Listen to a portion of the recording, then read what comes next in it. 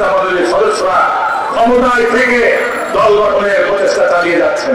অন্তর্বর্তী সরকার কিন্তু সামাল হয়ে গেছে। সুতরাং আপনাদের প্রধান ও অন্যতম দায়িত্ব হচ্ছে অবিলম্বে নির্বাচনের রোডম্যাপ ঘোষণা করে দেওয়া। আপনারা ইতিমধ্যেই কিন্তু নিজেদেরকে যথেষ্ট বিতর্ক করে ফেলেছেন। আপনার উপদেষ্টা মণ্ডলীর সদস্যরা ক্ষমতায় থেকে দল গঠনের প্রচেষ্টা চালিয়ে যাচ্ছেন।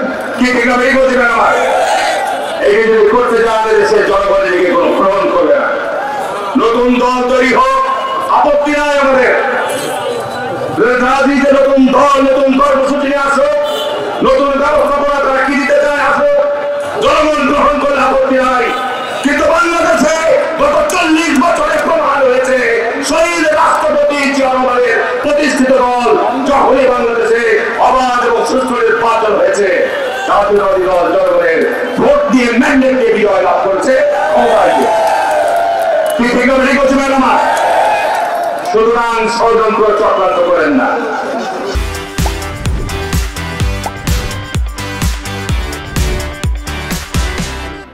ষড়যন্ত্র চক্রান্ত করলে যদি আপনারা ক্ষমতায় থেকে নতুন দল করতে চান, দেশে আগুন জ্বলে যাবে। এই আগুন নিভানোর জন্য আপনারা লোক খুঁজে পাবেন না, দেশ থেকে পালাতে হবে।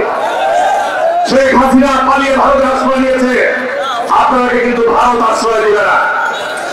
আপনাকে কোথায় গিয়ে পালাবেন সে ঠিকানা ঠিক করে রাখেন। পরিষ্কার বলে যাচ্ছে, নির্বাচন নিয়ে কাল ভাড়া করবেন না। নির্বাচন নিয়ে আজকে দেশে দ্রব্যমূল্যের ভয়াবহ উদ্যোগতি হয়েছে। আজকে রাস্তাঘাটে চাঁদাবাজি হচ্ছে, চিন্তাই হচ্ছে, আপনারা এগুলো নিয়ন্ত্রণ করতে পারছেন না। আমাদের কত সারও পাচ্ছে, তার কারণ আমরা আপনাদেরকে সমর্থন দিয়েছি, সহযোগিতা দিচ্ছি। কিন্তু আজকে কেন জানি মনে হচ্ছে যে বিএনপিকে একটা চক্রান্ত এবং ষড়যন্ত্রের মধ্যে আপনারা ফেলতে চান। সুতরাং আমাদের ধৈর্যের বাঁধ নষ্ট করেন না।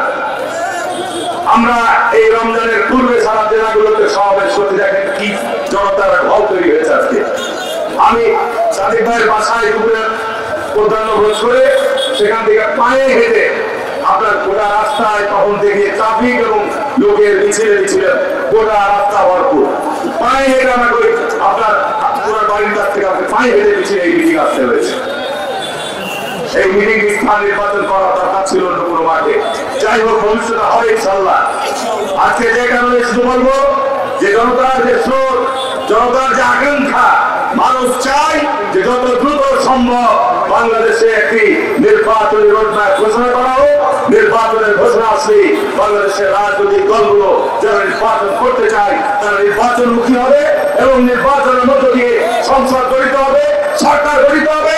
তারা দেশের আইন শৃঙ্খলা থেকে শুরু করে সমস্ত ক্ষেত্রে একটা স্বস্তি এবং স্থিতিশীলতা ফিরে আসবে।